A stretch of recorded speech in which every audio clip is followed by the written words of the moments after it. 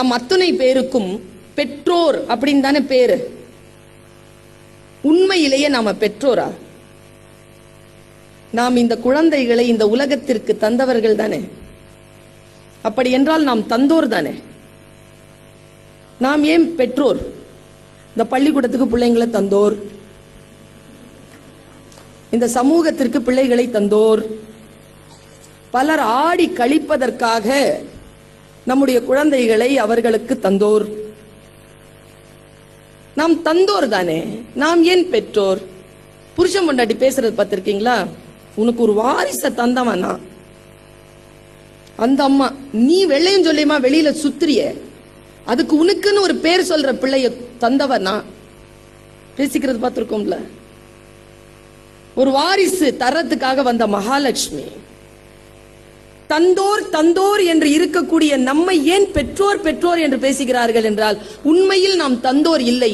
இறைவனுடைய அருட்கொடையினால், இயற்கையினுடைய அருட்கொடையினால் பிள்ளை என்ற வரம் பெற்றவர்கள் நாம். அதனால் நாம் பெற்றோர்.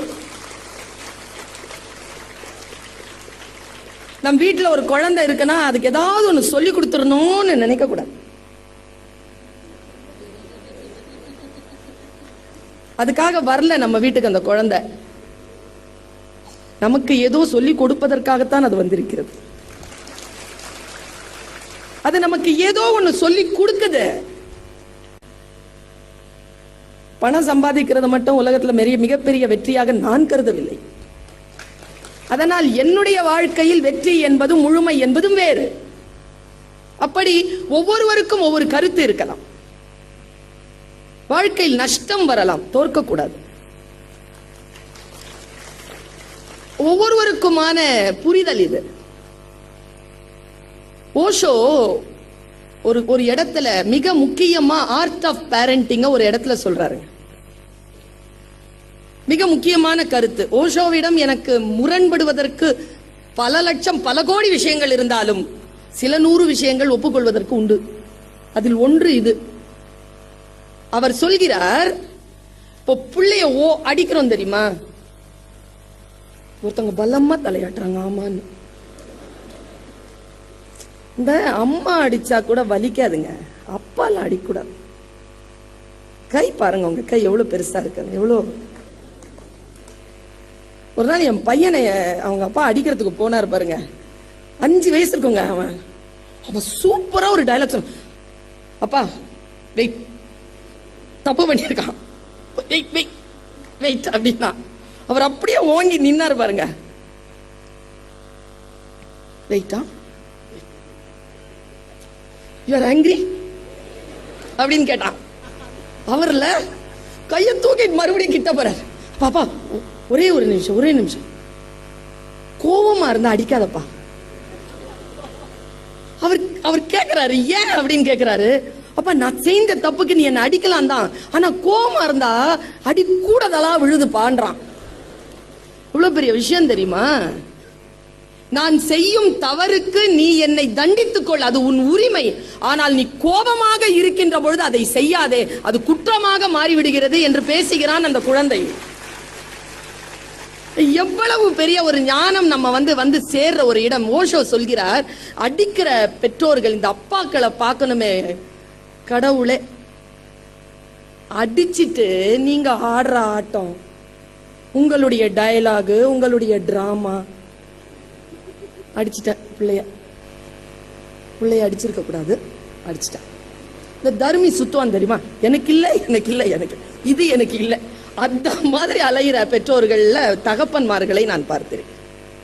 அடிச்சிட்டு ஓஷோ சொல்கிறார், ரொம்ப அழகா சொல்வார் அந்த காட்சியை. அடிச்சிட்டு என்ன செய்வாராம் அப்பா, ஏய் வா, பையன் போவான். அப்பா அப்பா அடிச்சிட்டேன், இனிமே அந்த தப்பெல்லாம் படக்கூடாது. சரி போய் பைக் சாவி எடுத்துட்டு. ஏன்பா? ஏனா? சரிப்பா வா ஐஸ்கிரீம் சாப்பிட போ.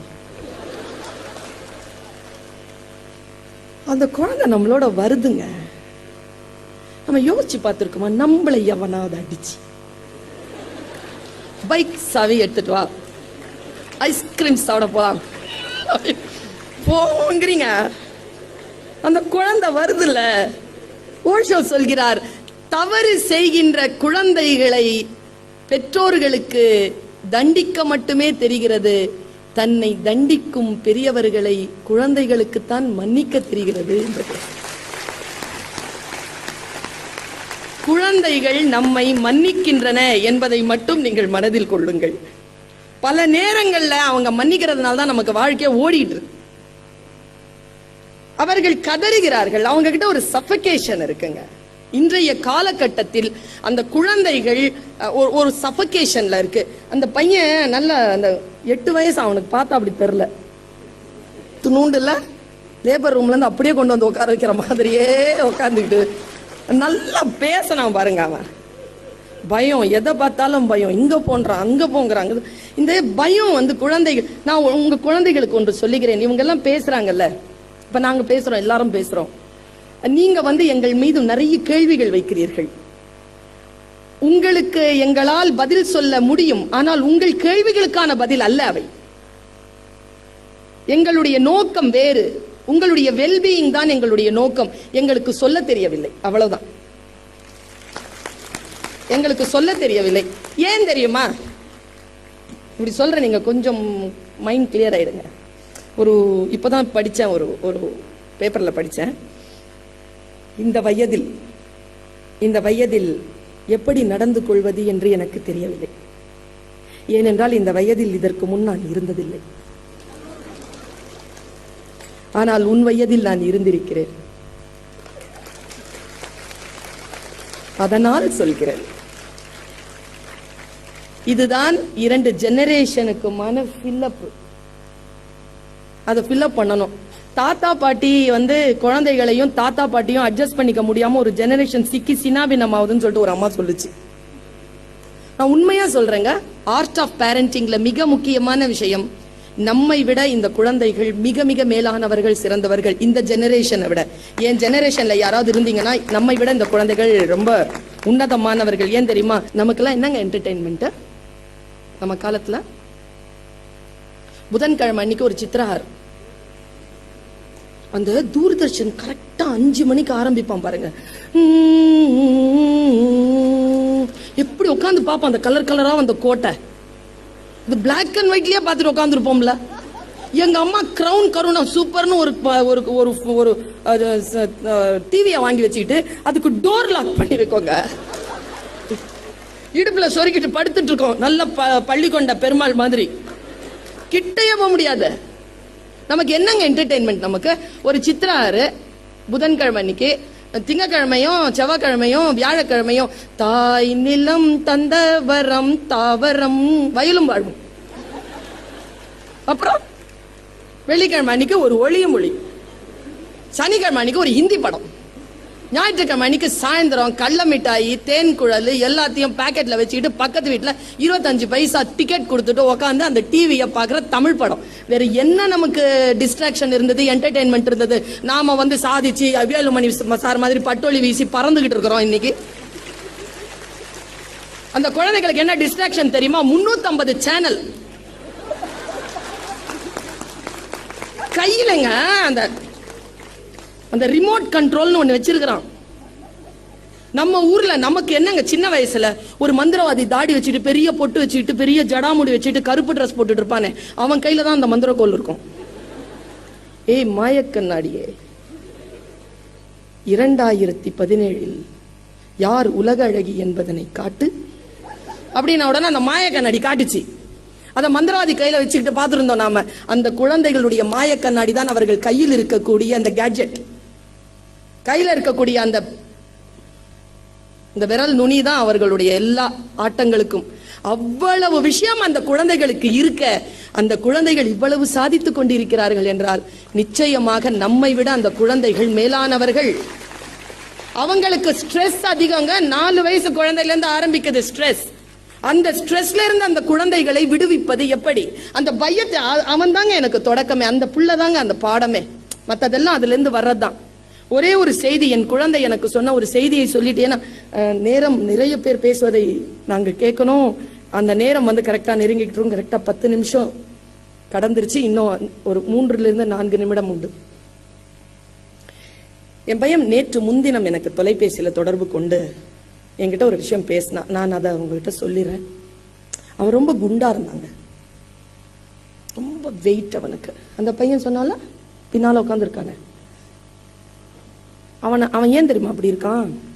அவனை விளையாட விடுறதில்ல. கிரவுண்ட்ல இறங்கி விளையாடட்டும், 6 மாசத்துல அவன் வெயிட் ரெடியூஸ் பண்ணிடுவான். விளையாட விடுறதில்ல. அதை தான் அவன் பிரச்சனையாவே சொல்லியிருக்கான். நிறைய குழந்தைகள் விளையாட மாட்டேன் என்கிறார்கள்.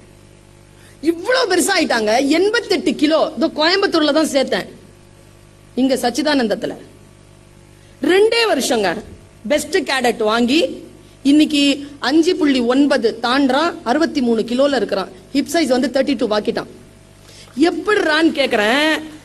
ஒரே விஷயம் சொன்னாங்க அவன், ரியலைசேஷன். அந்த குழந்தைகளுக்கு நாம் ரியலைசேஷனை கொடுக்கிறோம், வேற எதுவுமே கொடுக்க முடியாது. as a teacher I cannot teach. I know I am a teacher, I know the truth. I cannot teach anything to my children. I can inspire. அவ்வளவுதான். அவனுக்கு ஏதோ ஒண்ணு நான் சொல்லிட்டேன், அவனுக்கு ஏதோ ஒண்ணு புரிஞ்சிருச்சு. ஒரே ஒரு வாட்ஸ்அப்ல அவன் ப்ரொஃபைல் போட்டான் பாருங்க. அந்த வாட்ஸ்அப் ப்ரொஃபைல் தான் சொல்லுது, being fat is hard, losing weight is hard, choose your hard. வந்துருச்சா அவனுக்கு ரியலைசேஷன் வந்துருச்சா? அவனுக்கு ரியலைசேஷன் வந்துருச்சுன்னா அதுக்கப்புறம் நாம உள்ள நுழைஞ்சு பண்றதுக்கு ஒண்ணுமே கிடையாது. ஒவ்வொரு குழந்தையும் ஒரு இண்டிவிஜுவல் என்பதனை புரிந்து கொள்ளும். கலீல் கிப்ரான் சொல்லுகிறான், குழந்தைகள் என்பவர்கள் நம் வழியாக வருகிறார்களே தவிர நம்மிடம் இருந்து வருவதில்லை. அவர்களுக்கு நம்முடைய கருத்துக்களை திணித்து விடாதீர்கள் என்று பேசுகிறான். குழந்தைகளை இண்டிவிஜுவலாக வளர விடுங்கள். ஒரு செடி கொடி போல் வளரட்டும். பக்கத்துல உட்கார்ந்து ஒருத்தர் கேட்டாருங்க, இப்போ யாருன்னு தெரியல, எனக்கு சத்தம் மட்டும் தான் கேட்டுச்சு. தாண்டி பாக்குறதுக்கு கொஞ்சம் சங்கடமா இருந்தது, இல்லைன்னா மேடையில பேர் சொல்லியிருப்பேன். உங்க ஸ்கூல்ல அந்த அம்மா கேக்குறாங்க, உங்க ஸ்கூல்ல நீட் எக்ஸாம்க்கு ப்ரிப்பேர் பண்றீங்களா? அவர் எவ்வளவு வயசு குழந்தை வச்சுக்கிட்டு சொல்றாருன்னு தெரியல. 5 வயசு குழந்தை வச்சுக்கிட்டு ஒரு லூசு கேக்குது, என் குழந்தைக்கு நீங்க நீட் எக்ஸாம்க்கு ப்ரிப்பேர் பண்ணுவீங்களான்னு. என்னங்க இது? வாழ்க்கையில இன்ஜினியர் ஆவறதும் டாக்டர் ஆவறதும் வக்கீல் ஆவறதுமா வேலை? பெரிய பணக்காரன் ஆவறதுமா வேலை? ஒவ்வொரு வினாடியையும் நிறைவாகும், சந்தோஷமாகும், நிம்மதியாகும் எவன் வாழ்கிறானோ அவன் தானே இங்க வாழ்க்கையில ஜெயிக்கிறவன். அந்த வினாடிகளில் 4 பேருக்கு நன்மை செய்யறானா அவன் தானே எங்க வாழ்க்கையின் சாதனையாளன். அதை வச்சுக்கிட்டு அந்த குழந்தைகளை முன்னேற்றுவது. எனக்கு தெரிஞ்ச ஒரு குழந்தை இன்னைக்கு வந்து இது படிச்சிட்டு இருக்கு, என்ன வெட்டினரி டாக்டருக்கு. அவன் இன்ஜினியரிங் படிக்கிற பையன். அவ்வளோ நல்லா மூளை அவனுக்கு, குவான்டிபிகேஷன் தெரிஞ்ச ஒரிஜினல் இன்ஜினியர் ஆகக்கூடிய தகுதி படிச்ச குழந்தை. அவனை அவங்க அப்பா வந்து இன்ஜினியர் ஆகணும்னு சொல்லி இருக்கிறாரு. ஆனா அவன் வெட்டினரி டாக்டர் ஆயிட்டான். அவங்க அப்பா அதை அலோவ் பண்ணிட்டாரு. அவங்க அப்பா கோமா தான் சொல்றாரு, அத என் பையனை நான் இன்ஜினியர் ஆக்கணும்னு விரும்பினேன், அவன் இப்ப வந்து வெட்டினரி டாக்டர் ஆயிட்டான். சரி, ஏங்க வெட்டினரி டாக்டர் ஆகணும்? உங்க பேச்சு அவன் கேட்கலையா? இல்ல நான் வந்து +2 முடிச்ச உடனே அவன் கிட்ட அந்த ஃபார்ம் கொண்டு போய் கொடுத்தேன், அவன் ஃபில்அப் பண்ணான். அவனுக்கு பாம்புனா ரொம்ப பிடிக்குங்க. சின்ன வயசுல இருந்து டப்பால டிஃபன் பாக்ஸ்ல எல்லாம் பாம்பு கொண்டு வருவான். அவன் வெட்டினரி டாக்டர் தான் அவனும் நிக்கிறான். நல்ல மார்க் வாங்கி இருக்கிறடா, தயவு செஞ்சு நீ வந்து இன்ஜினியரிங் படிடான்னு நான் சொன்னேன். அவன் சரின்ட்டான் மேடம் அப்படின்னாரு. அவன் தான் சரின்னு சொல்லிட்டானே சார், அப்புறமா ஏன் சார் அவனை வெட்டினரி டாக்டர் ஆக விட்டீங்கன்னு கேட்டேன். அதுக்கு அவர் தந்த பதில் பாருங்க. பையன் சொன்னானா, அப்பா நான் வந்து இன்ஜினியர் ஆயிடுறேன்ப்பா, இன்ஜினியர் ஆயிட்டு அதுக்கப்புறமா வெட்டினரி டாக்டர் ஆவான், ஓகேவான்னு கேட்டானா. சாமி நீ வெட்டினரி டாக்டரே ஆயிக்கோன்னு சொல்லி விட்டுட்டேன் மேடம் அப்படிங்கிறாரு. வாழ்க்கையில் நிறைய சம்பாதிப்பது அல்ல இலக்கு. இலக்கு என்பது அந்த குழந்தை மகிழ்ச்சியுடனும் நிறைவுடனும் சந்தோஷத்துடனும் முழுமையான ஆயுளுடனும் நம் முன்னால் வந்து நிற்கிறதா, அதுதான் இயற்கைக்கு நாம் தருகின்ற கைமாறு. அந்த குழந்தைகளை அப்படி வளர்ப்போம் என்று சொல்லிக்கொண்டு வாய்ப்பளித்தமைக்கு நன்றி பாராட்டி உங்கள் அத்துணை பேரையும் வாழ்த்தி விடைபெறுகிறேன். நன்றி.